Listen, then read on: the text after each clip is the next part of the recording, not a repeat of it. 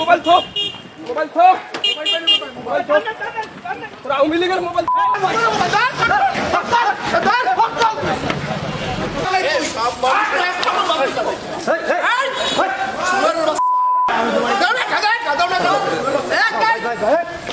পুলিশের বাজারটা আছে যত ওসি সাহেবের মোবাইল দিয়ে দাও।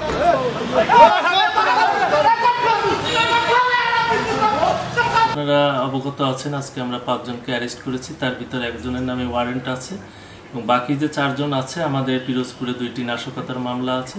সেই নাশকতার মামলায় তাদের সংশ্লিষ্টতা আছে বলে আমরা প্রাথমিক তদন্তে জেনেছি।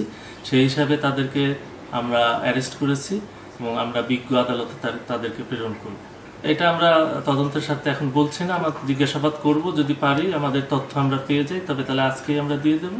নাহলে আমরা তো জানেন যে জিজ্ঞাসাবাদের জন্য 24 ঘন্টা সময় পাই, তার ভিতরেই আমরা তাদেরকে বিজ্ঞ আদালতে